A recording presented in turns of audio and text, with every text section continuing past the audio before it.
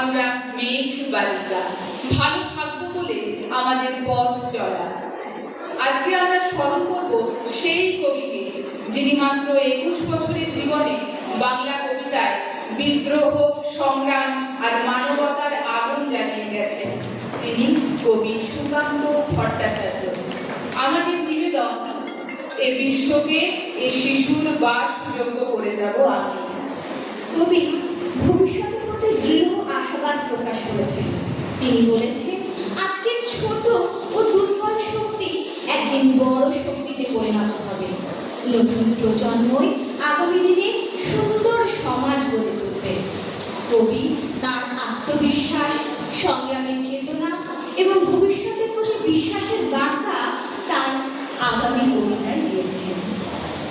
জ্বর নই, মৃত নই, নই অন্ধকারের খনিজ, আমি তো জীবন্ত প্রাণ, আমি এক অঙ্কুরিত বীজ, মাটিতে লালিত ভীরু, শুধু আজ আকাশের ডাকে মেলেছি সন্দিগ্ধ চোখ, স্বপ্ন ঘিরে রয়েছে আমাকে। যদিও নগণ্য আমি, তুচ্ছ বটবৃক্ষের সমাজে, তবু ক্ষুদ্র এ শরীরে গোপনে মর্মর ধ্বনি বাজে। বিদীর্ণ করেছি মাটি, দেখেছি আলো রাঙানোনা, শিকড়ে আমার তাই অরণ্যের বিশাল চেতনা। আজ শুধু অঙ্কুরিত, জানি কাল ক্ষুদ্র ক্ষুদ্র পাতা উদ্দাম হাওয়ার তালে তাল রেখে নেড়ে যাবে মাথা। তারপর দৃপ্ত শাখা মেলে দেব সবার সম্মুখে, ফোটাবো বিস্মিত ফুল প্রতিবেশী গাছেদের মুখে। সংহত কঠিন ঝড়ে দৃঢ় প্রাণ প্রত্যেক শিকড়, শাখায় শাখায় বাঁধা প্রত্যাহত হবে জানি ঝড়। অঙ্কুরিত বন্ধু যত মাথা তুলে আমারই আহ্বানে, জানি তারা মুখরিত হবে নব অরণ্যের গানে। আগামী বসন্তে যেন মিশে যাব বৃহতের দলে, জয়ধ্বনি বিশালয়ে সম্বর্ধনা জানাবে সকলে। ক্ষুদ্র আমি, তুচ্ছ নই, জানি আমি ভাবি বনস্পতি, বৃষ্টির মাটির রসে পাই আমি তারই তো সম্মতি। সেদিন ছায়ায় এসো, হানো যদি কঠিন কুঠারে, তবু তোমায় আমি হাত ছাড়ি দেব বারে বারে।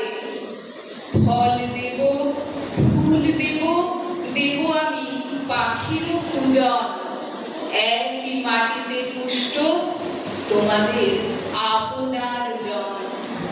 কবি সুকান্ত মনে করিয়ে দেন যে ক্ষুধার্ত মানুষের সবচেয়ে বড় চাহিদা হলো অন্ন। তাই আমাদের উচিত খাদ্যের অপচয় বন্ধ করা, অসহায় মানুষের পাশে দাঁড়ানো এবং একটি বৈষম্যহীন মানবিক সমাজ গড়ে তোলা। কবি তার ভালো খাবার কবিতায় এই কথাই বলেছেন। ধনপতি পাল, তিনি জমিদার মস্ত, সূর্য রাজ্যে তার যায় না গো অস্ত। তার ওপর ফুলে ওঠে কারখানা ব্যাংকে, আয়তনে হারালেন মোটা কোলা ব্যাংকে। সবার হুজুর তিনি, সকলের কর্তা, হাজার সেলাম পান দিনে গড় পর্দা। সদাই পাহারা দেয় বাইরে সিপাই তার, কাজ নেই তাই শুধু খাই খাই বাইতা।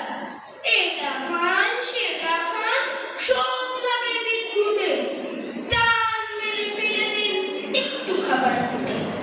খাদ্যে অনুচিতা সব লাগে তিক্ত, খাওয়া ফেলে ধমকান শেষে অতিরিক্ত।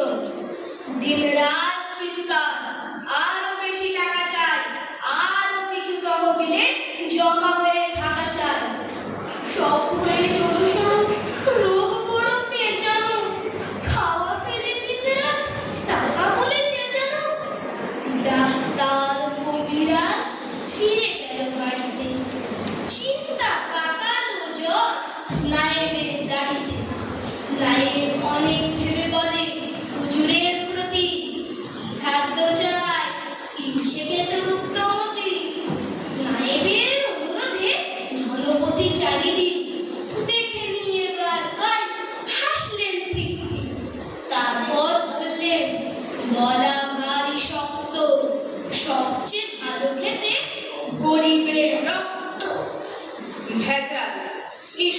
শুনলে সবার প্রথমে খাদ্যে ভেজাল এই কথাই আমাদের মনে আসে।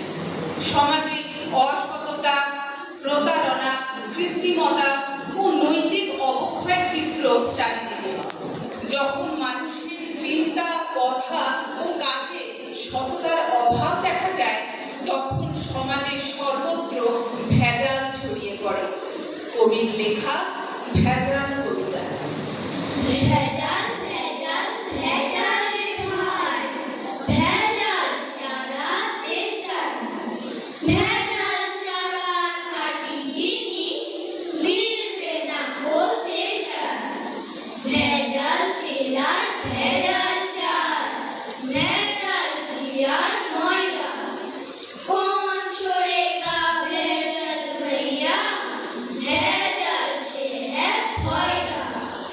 ভেজাল পোশাক, ভেজাল খাবার, ভেজাল লোকের ভাবনা, ভেজালে রাজত্বয়ে পাটনা থেকে পাবনা। ভেজাল কথা, বাংলাতে ইংরেজি ভেজাল চলছে, ভেজাল দেওয়া সত্যি কথা লোকেরা আজ বলছে। খাঁটি জিনিস এই কথাটা রেখো না আর চিত্তে, ভেজাল নামটা খাঁটি কেবল আর সকলই মিথ্যে। কলিতে ভাই ভেজাল সত্য, ভেজাল ছাড়া গতি নেই। ছড়াটা তো ভেজাল দিয়া, ভেজাল দিলে ক্ষতি নেই। প্রতিটি রাতের শেষে যেমন সূর্য ওঠে, তেমনি প্রতিটি সংগ্রামের পরই আসে নতুন আশার আলো। জীর্ণ ও পুরাতন সব কিছুকে বিদায় জানিয়ে কবি আহ্বান জানিয়েছেন নতুন জীবন, নতুন শক্তি ও নতুন চেতনার। এই চিরন্তন বার্তায় হে মহাজীবন কবিতায়। হে মহাজীবন, আর এ কাব্য নয়, এবার কঠিন কঠোর গদ্যে আনো। পদনাদিত্য ঝঙ্কার মুছে যাক, গদ্যের কড়া হাতুড়িকে আজ ভালো। প্রয়োজন নেই কবিতার স্নিগ্ধতা।